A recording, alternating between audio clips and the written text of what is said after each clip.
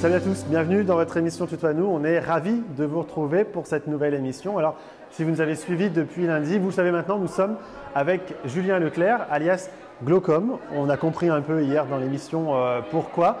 Si vous n'avez pas vu toutes les émissions depuis lundi, n'hésitez pas à aller sur notre site internet weo.fr et regarder tous les replays parce que ça vaut le détour. Autant l'émission de lundi que de mardi, vous allez voir, c'est plein de surprises et on continue à le découvrir, Julien. On est parti de Saint-Quentin hier pour arriver à Lille aujourd'hui parce qu'il avait envie de nous inviter dans ce musée d'histoire naturelle. Il va nous expliquer pourquoi dans quelques instants. Il n'est pas très loin, il est là. Salut, je suis Julien Leclerc, j'ai 39 ans, je suis infirmier formateur, illustrateur et photographe. Je suis passionné de street art, d'urbex et de curiosité. Et mon hashtag, c'est hashtag bien vivre ensemble. Salut Julien. Salut Joël. Ça va? Bien. Bon, troisième jour. Troisième. On est mercredi. On n'est pas encore au bout de la semaine. Hein. Non, c'est le jour des enfants. C'est le jour des enfants, c'est pour ça qu'il y a autant de monde dans le musée. Alors, tu as choisi de nous emmener dans ce musée d'histoire naturelle parce que tu viens ici parfois faire de la photographie, c'est ça? Je viens assez régulièrement faire des photos, tout à fait. Explique-nous cette passion photo. On a déjà vu dans la semaine que j'adorais les curiosités et c'est un endroit où je peux particulièrement prendre en photo, ce qui fait partie des curiosités. Ouais. Après, la photo, c'est venu de tout petit. Je pense que j'avais besoin de capturer les instants. Faire en sorte que mon imagination ne suffise pas à avoir un instant gravé en image. Et c'est vrai que du coup j'ai gardé ce pli de faire de la photo et j'ai développé de plus en plus en achetant du matériel et en faisant une pratique artistique à part entière. C'est une sorte de témoin de l'histoire finalement, la photo, c'est quelque chose qui reste. Complètement. C'est ce qui te plaît aussi, j'imagine. C'est ça, puis après tout le travail de composition, essayer de trouver des belles lumières, essayer de trouver... Là ici j'adore particulièrement les ombres qu'on peut avoir par rapport aux oiseaux. C'est une de tes vitrines préférées, c'est ça? C'est ma vitrine préférée. C'est ta vitrine préférée, voilà. Ouais, tout à fait. Mais alors, pourquoi? Alors, c'est vraiment une histoire de lumière parce qu'il y a la fenêtre derrière. C'est juste une histoire de lumière et de silhouette. D'accord. Ça fait un contre-jour quand on prend en photo et il est absolument superbe à capturer. Ouais. Est-ce que on arrive encore à se distinguer un petit peu, se démarquer un peu quand on fait de la photo? Parce que maintenant, c'est hyper facile. Je prends mon téléphone, je fais une photo et je peux avoir des super photos avec mon téléphone. Elle est où? Elle réside où la différence? Elle est compliquée à obtenir, elle est dans l'instant. Tu peux prendre la photo avec de magnifiques photos avec un appareil, avec un smartphone. Ouais. Mais il faut que l'instant soit là, que le contexte soit là, que l'œil soit là, la lumière.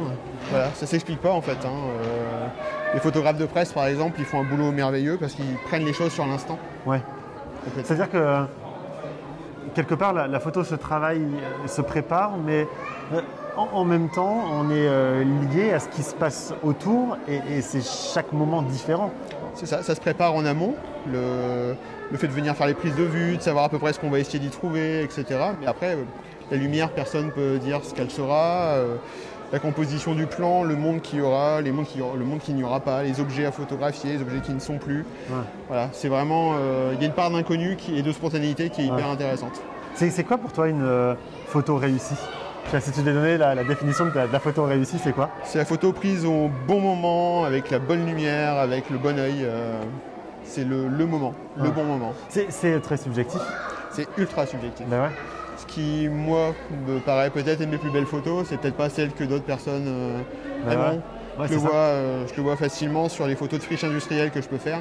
Il y a des gens qui vont adorer certaines photos et c'est pas forcément mes préférées. Ouais. Et parce que moi, je peux pas m'empêcher de mettre le contexte dedans, l'émotionnel, l'affectif qu'il y a eu, que les gens n'ont pas et que j'arrive par contre à faire passer sur d'autres photos pour une raison que j'ignore un peu.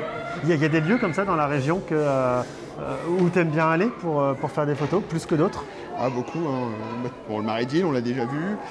J'aime particulièrement aussi aller à Clusievo dans la Somme, puisqu'il y a la Risse de la Somme, où on peut voir le fleuve déambuler comme ça, on peut photographier des orchidées sauvages, voilà, la baie de Somme, intarissable sur la baie de Somme. Magnifique la baie de Somme. On parlait de jeux de lumière. Voilà. Ah bah oui, alors là pour le coup, le soleil, la mer, les nuages, les étendues de sable, enfin, c'est magnifique. Ça, on continue d'en parler juste après? Ouais. Bonjour, je me présente, Christophe Salot, j'ai 45 ans, je suis artiste peintre, j'aime l'art et l'océan et mon hashtag c'est liberté.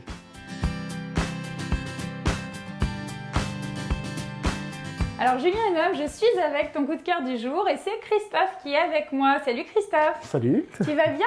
Bah oui, ça va. C'est gentil de nous accueillir. Alors là, on est un peu dans un petit coin artistique. Hein. Je le vois, il y a tes pinceaux, il y a tout ce qui traîne. Alors, avant que tu me racontes un petit peu tout ça, tout ton univers, dis-moi quand même comment tu as rencontré Julien, on se demande. Alors, j'ai rencontré Julien dans des conditions un tout petit peu tristes, en fait, voilà, parce que Julien était infirmier au CHR de Saint-Quentin. Voilà. Oui. Moi-même étant malheureusement avec quelques soucis de santé. Et ma femme de l'époque, en fait, était très très malade. Voilà. Donc, Julien travaillait dans le service de cancérologie du CH de Saint-Quentin. D'accord. Et j'ai perdu ma femme voilà, en 2005. Et c'est Julien qui s'en est occupé avec tout le reste de l'équipe, bien sûr. Oui. Très très bien. C'était un jeune infirmier, voilà. Ouais, donc du coup, forcément, il y a des liens qui Il y a des liens qui sont créés avec l'équipe, voilà, avec l'équipe médicale, évidemment. Ouais. Il m'a aidé énormément, déjà vis-à-vis de ma femme, mais aussi vis-à-vis de moi, vis-à-vis de ma santé, de mon état de santé. Il a été là moralement, et puis physiquement aussi, parce qu'il s'est occupé de moi, alors qu'il y avait d'autres patients, bien sûr, à s'occuper. Il a fait beaucoup en plus, comme ses collègues, voilà. Et c'est de là que s'est créée en fait une amitié. On a continué parce que je le remercierai. Il le sait de toute façon. Je le remercie encore. Merci Julien parce que c'est quelqu'un qui a vraiment trouvé sa carrière, qui a vraiment trouvé sa voie. Parce que je pense qu'être infirmière, enfin travailler dans le médical, il faut être bienveillant. Ouais. Je pense que c'est vraiment un métier de passion. De s'occuper des gens, voilà, de soigner les gens. Et je pense que Julien a vraiment, vraiment trouvé sa voie. Il est très apprécié. Maintenant, il est parti sur Lille, évidemment, au CHU de Lille. Ouais. Mais voilà, il fait partie de ces infirmiers qui m'ont aidé dans la vie, moralement, mais aussi physiquement. Voilà, je lui dois la vie quelque part. Hein, je lui dois la vie. Mais alors, c'est beau ce que tu dis, Christophe, parce qu'aujourd'hui, tu es son coup de cœur. Et finalement, hop, bam, et ben, on te renvoie plein d'amour, Julien, avec ces témoignages qu'il vient de faire. Beaucoup, il le sait, je lui dis à chaque fois, il le sait, et je pense j'ai pas toujours besoin de lui dire les mots, mais il connaît le fond de mes pensées, de mon ressenti, de ce qu'il m'a apporté. Du coup, moi, j'ai pas besoin de te demander finalement pourquoi tu es son coup de cœur, parce que finalement, c'est voilà, un coup de foudre amical, on peut appeler ça comme ça. Il y a un coup de foudre amical, oui, artistique tout à fait. Aussi. Et puis artistique, parce que Julien, enfin, en le découvrant après, évidemment, en discutant avec lui, j'ai vu que c'était quelqu'un de très ouvert, bien sûr, très ouvert d'esprit, et puis très créatif aussi, en dehors de son métier, en plus, quelqu'un de très créatif.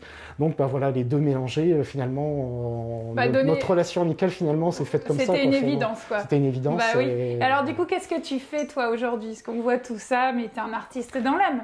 Je suis artiste dans l'âme, ouais, voilà, c'est plus qu'une passion, ouais. J'ai d'autres passions, mais ce n'était pas ma passion, ça m'appartient, voilà. L'art est en moi, c'est ancré. Même si je n'en fais pas tous les jours, je ne dessine pas tous les jours, c'est par période, bien sûr, mais depuis tout petit, depuis l'école primaire, depuis la première classe de CP, en fait, c'est venu comme ça. J'adorais lire, j'adorais illustrer et j'adorais recopier tout ce que je lisais, en fait, voilà, tout simplement.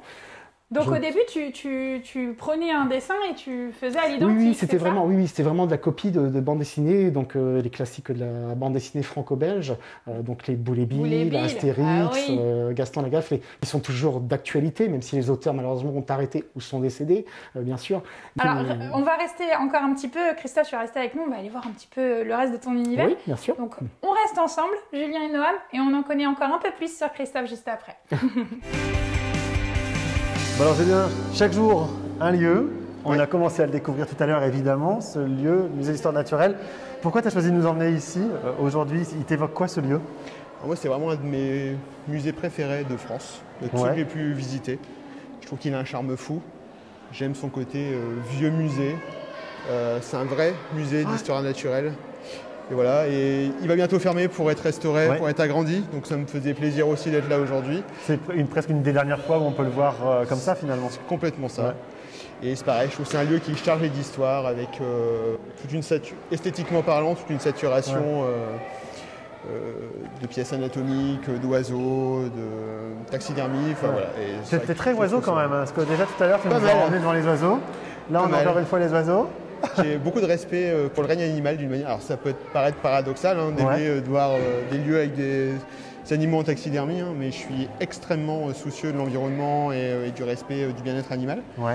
Et je trouve que c'est plutôt un bel hommage quitte à ce qu'il soit disparu, à ce qu'il soit mis en valeur et conservé dans des lieux comme celui-ci, pour pédagogiquement, pour les petits et pour les plus grands, pouvoir ça va être sensibilisé complètement. Voilà, à la richesse de la nature et de ce qu'elle nous apporte aussi. C'est ça, et quelque part, je pense qu'après les avoir vus comme ça, on n'a qu'une envie, c'est de les voir vivants, et de les voir en train de voler, de les voir évoluer dans leur contexte. C'est une source d'inspiration pour toi, tout ce qu'on voit ici pour tes photos ou pour tes illustrations, parce qu'on en parlera dans une autre émission, tu es aussi illustrateur.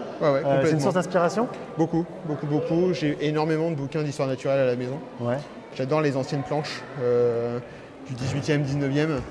Et c'est vrai qu'effectivement, c'est une source d'inspiration totale pour moi, pour le dessin, pour la photographie, pour le côté un peu glauque, des fois que je mets un peu en avant, pour l'esprit cabinet de curiosité. Mais là, on a presque l'impression d'être en plein dans un cabinet de curiosité, là, pour le coup. Quand on est avec cette atmosphère comme ça, un peu renfermée. Dans certaines pièces, on pourrait se croire chez moi. Ça doit être sympa chez toi. C'est ça, c'est accueillant. Salut. Non, mais ce qui est génial aussi dans ce lieu, c'est que, et là on le voit sur les images de Pierre, c'est que c'est intergénérationnel. On se balade en famille, il y a des enfants, il y a des gens qui ont une trentaine d'années qui se baladent ici. On se rassemble. On se rassemble beaucoup. La nature nous rassemble quelque part. C'est ça. On se sensibilise beaucoup. On raconte comment c'était avant, on raconte comment c'est maintenant, ce que c'est devenu, notre impact sur la vie, sur l'environnement. Non, je pense que c'est un vrai lieu de cohésion entre générations. Et un lieu donc plein de pédagogie, et ça c'est hyper important aussi.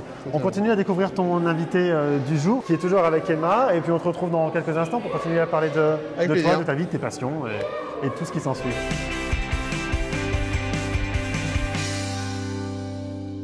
Alors Julien et Noam, Christophe, tu nous as un petit peu amené là dans ta salle d'exposition. On voit un peu toutes tes toiles, tes dessins. Là, tout de suite, j'ai envie de te demander, j'ai une question qui me vient à l'esprit. Où est-ce que tu te vois, toi, dans 10 ans? Dans 10 ans, je me verrai bien, alors, toujours en tant qu'artiste, bien sûr, par passion. Pas en tant que professionnel, c'est surtout par passion. C'est le grand idéal de l'artiste, c'est de me voir en bord de mer. Voilà. C'est vrai? Tranquille, oui. L'océan? C'est l'océan, je suis très attiré par l'océan. Il y a d'ailleurs, j'en peins aussi, j'adore dessiner, peindre et prendre en photo les océans. La mer me calme, m'attire. Il y a le côté voyage, il y a le côté liberté, il y a le côté sérénité aussi. Voilà. Et puis il y a cette espèce d'attraction et cette force de la nature qui crée aussi des magnifiques couchers de soleil, des magnifiques paysages, que ce soit calme ou par la tempête. Et voilà, et c'est vrai que l'artiste libre, la bohème finalement quelque part. Ouais, c'est ça, mais c'est ça l'artiste, de toute façon. On n'aime pas forcément imposer les choses, les règles, c'est vraiment... Non, surtout pas, voilà, il faut laisser faire l'inspiration, la faire venir comme elle vient, ça c'est un vent de liberté en fait. C'est un vent de liberté qui appelle et lorsque je crée, que ce soit en peinture, en dessin, même si ce ne sont pas des paysages, c'est une liberté intérieure qui ressort. On a du mal à trouver les mots en fait pour expliquer ce qu'on ressent. En tout cas, c'est apaisant déjà. Déjà, c'est apaisant. C'est toujours très apaisant. Mais rien que là, quand tu nous le racontes, très apaisant. On se sent bien zen. Ça donne envie de dessiner tout ça. Oui. Et alors, ça, tu donnes des cours, tu me disais? Je donne des cours. Donc, j'ai 2 ateliers actuellement. Voilà. Donc, un sur Termier, puis un dans l'Oise. Voilà. Donc, des gens retraités qui sont passionnés de peinture, d'aquarelle. Qui reprennent le temps, justement, pour faire un peu ce qui leur plaît depuis toujours, mais la vie va à l'heure et du coup là ils profitent. Beaucoup de gens qui n'ont pas le temps de dessiner, qui voudraient. C'est vrai que j'ai eu de centaines de fois lors de mes expositions au fil des années, j'ai eu des gens qui me disaient qu'est-ce qu'on aurait voulu avoir le temps de pouvoir dessiner, de s'exprimer. Mais il faut prendre le temps, faut s'imposer prendre le temps. Et c'est vrai que c'est difficile. Et tu as aussi un atelier avec les enfants, et ça, c'est ce que tu préfères. Alors ça, j'ai pas d'atelier actuellement avec les enfants, mais disons que j'interviens dans les écoles primaires. Dans les écoles, voilà, c'est ça. J'ai quelques élèves de temps en temps. J'ai un élève actuellement âgé de 10 ans, qui est passionné de dessin et de peinture. Et qu'est-ce que ça te fait, toi, justement, d'avancer avec les enfants, de leur transmettre quelque chose? C'est hors norme, c'est formidable en fait. Parce que les enfants, on a cette créativité-là qui n'est pas toujours développée par la suite que lorsqu'on grandit. Et les enfants ont toujours cet imaginaire qui est là en fait finalement. Ils ont envie de dessiner. Le premier moyen d'expression lorsqu'on est jeune, et depuis toute l'histoire, de toute façon, c'est le dessin. Ouais. On n'apprend pas à écrire ou à lire en premier, on apprend à dessiner. Et c'est l'insouciance qui voilà, ressort aussi. Il y a toute l'insouciance. Et puis il y a le côté imaginaire, parce qu'il y a insouciance, il ne faut pas croire que les enfants sont si naïfs que ça. De très très jeunes, voire même dans les 5-6 ans à peu près, il y a un éveil qui est déjà là. Les enfants, on a une autre vision quand on est enfant en fait, du monde. On la perd après. Et finalement, les enfants ne sont pas si naïfs. Ils ont un regard très, très, très, très mature sur le monde, sur ce qu'ils peuvent ressentir, voir aussi. Et quand ils l'expriment sous forme de dessin, même si c'est juste un simple trait, ou le fameux Monsieur Patate, comme on appelle ça finalement sur le dessin, c'est intéressant de voir les couleurs qu'ils ont utilisées, la forme du trait, la gestuelle. Le dessin traduit de toute façon les émotions, et de toute façon on sait bien que l'art, l'émotion c'est lié, l'un va pincer l'autre. En tout cas, merci Christophe, tu restes encore avec nous. Julien, il y a un petit quiz juste après. Tu vas voir, ça va être rigolo.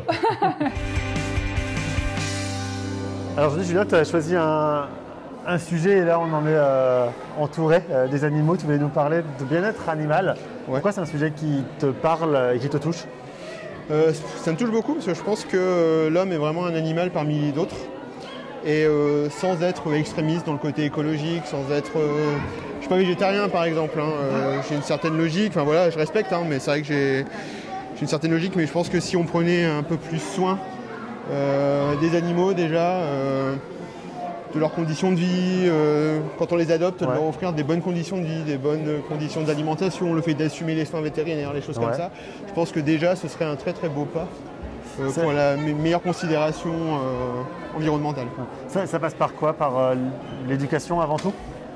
Beaucoup de pédagogie. Alors, je ne sais pas si c'est le fait d'être formateur qui fait que je passe cette pédagogie, pour moi, une réponse à beaucoup de choses, mais c'est vrai que oui, je pense qu'il faut sensibiliser, et on parlait de ce côté intergénérationnel de ce lieu. Et je pense que ça aussi, ça peut faire partie d'une sensibilisation intergénérationnelle au niveau de la considération de ce qu'on peut faire aux animaux, ce qu'on peut leur faire subir. Il y a beaucoup de choses maintenant, on parle des animaux du cirque, on parle des conditions d'abattage dans les abattoirs, des choses comme ça. Et c'est vrai que je pense que c'est quelque chose dont il va vraiment falloir se soucier à l'avenir, parce qu'on va plus pouvoir composer sans. Tout à l'heure, tu parlais... on a parlé dans les émissions d'avant de réseaux sociaux aussi, du boom des réseaux sociaux. Sur les réseaux, justement, on voit parfois des images atroces d'animaux, de poules en batterie, de canards qui vivent les uns sur les autres. Quel regard tu portes sur tout ça? C'est trop? On va trop loin? Non, je pense que c'est important de le montrer. Je pense qu'il faut prendre beaucoup de précautions quand on les montre, par contre. Et je pense qu'il ne faut pas nier l'existence. Moi, par exemple, quand j'étais petit, on me faisait manger du lapin. Je savais que c'était un lapin qui venait de la basse-cour. Sur un moment donné, il y avait un moment de rejet. Mais après, maintenant que j'y repense, je me dis oui, mais le lapin, quelque part, c'était malheureusement l'objectif. Il allait être mangé, mais il a eu une vie. Je pense qu'il a eu ce qu'il lui fallait. Il a eu. Alors, je ne suis pas matière avec des amis en disant ça, j'en suis bien conscient. Mais je pense que vraiment, si on peut se soucier déjà des conditions animales de transport, d'élevage. Tu parlais des poules par exemple, c'est atroce. Moi je fais hyper attention maintenant à quel type d'œuf je choisis. J'essaye d'en prendre des animaux qui ont vu le jour, de voir des animaux qui ont le droit de toucher le sol, qui ne sont pas parqués à 50 dans un mètre carré. Voilà, c'est ça. Et je pense que déjà, ce serait déjà un très beau pas si tout le monde pouvait avoir cette considération-là. Puisqu'à un moment donné, je pense qu'il y aurait un impact sur les prix. Si tout le monde décider de consommer un peu de la même façon et différemment, je pense que c'est souvent un argument qu'on nous donne maintenant. Parce que prendre du bon, ou par exemple, on reprend les œufs, mais les œufs de poules élevées en plein air sont bien souvent plus chers que des œufs. Tout à fait. Alors ça ne se voit pas forcément, mais je préfère manger moins, mais de meilleure qualité, avec des meilleures conditions. C'est important, et encore une fois, c'est petit à petit, en changeant les habitudes, qu'on peut faire bouger les choses. Et tout à fait. C'est un peu le message que tu passes depuis le début de la semaine, finalement. C'est que les choses bougent petit à petit. C'est ça, mais en tout cas, c'est ce qui me fait avancer, moi, dans la vie. Bon, et c'est plutôt très bien. Merci beaucoup d'avoir choisi ce sujet. Encore une fois, on te retrouve dans quelques instants.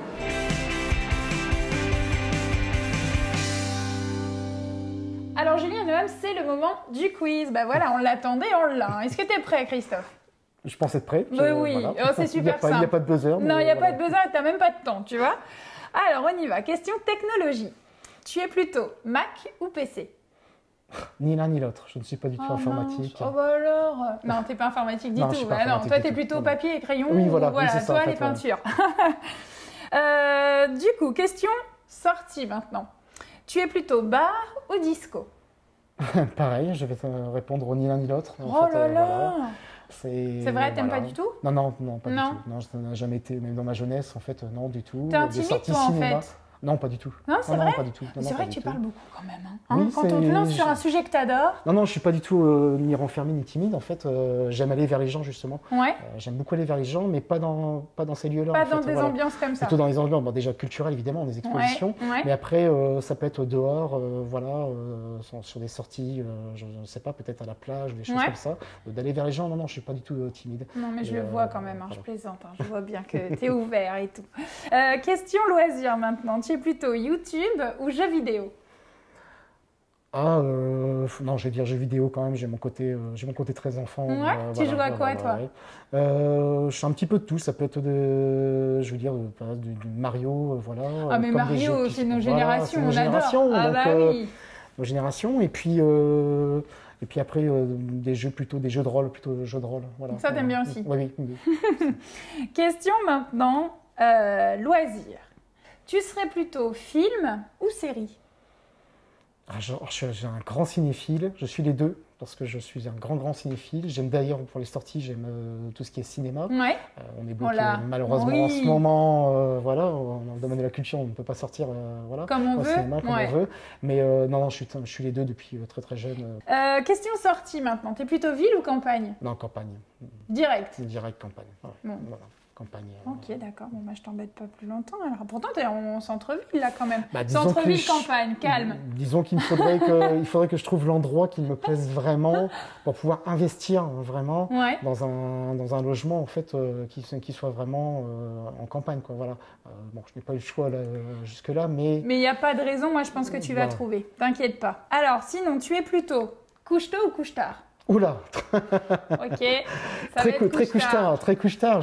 Justement, c'est mon côté artiste. On dit toujours que les artistes travaillent la nuit. Je travaille la nuit. J'ai pas besoin de beaucoup de sommeil, en fait. Je suis pas quelqu'un qui dort beaucoup. C'est là où l'imagination arrive. Il y a l'imaginaire. On se sent bien. On a l'impression de contrôler la nuit, en fait. On sait que tous les autres gens dorment, voilà. Et puis nous, en tant qu'artistes, moi en tout cas en tant qu'artiste, j'ai l'impression, c'est pas de dominer, c'est pas du tout une question de domination sur le monde, mais c'est une question d'être seul et de dire liberté, encore une fois. Liberté, il y a ce côté liberté. Et alors justement, liberté, si tu pouvais être là tout de suite, libre dans un endroit, dans un lieu dans les Hauts-de-France, ce serait où?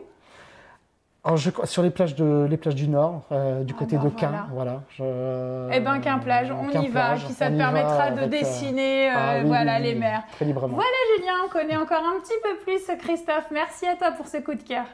Alors Julien, on termine l'émission devant une vitrine que tu aimes bien a priori. Je l'adore. Pourquoi? Parce que moi ça me rappelle toute mon enfance éducative, toute ma scolarité en sciences naturelles. Donc dans ta salle de sciences, il y avait des poissons dans des bocaux comme ça? Tout à fait. Ok. Ouais. Je pense que c'est pas pour rien que c'est devenu une passion. Ouais. Ça vient de là? En partie, ouais. Bon, je mettrai quand même pas ça, moi, en décoration chez moi, mais après... moi, je veux bien. Toi, tu veux bien? Ah oui. On peut négocier si tu veux avec le ministère naturel, mais je suis pas sûr qu'il soit d'accord. Merci de nous en avoir encore appris un petit peu sur toi et sur ce qui te plaît dans la vie. Voilà, avec plaisir. C'était important.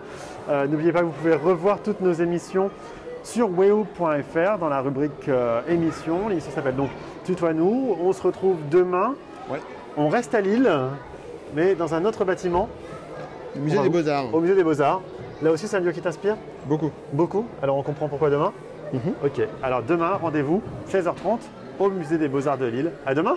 À demain. À demain.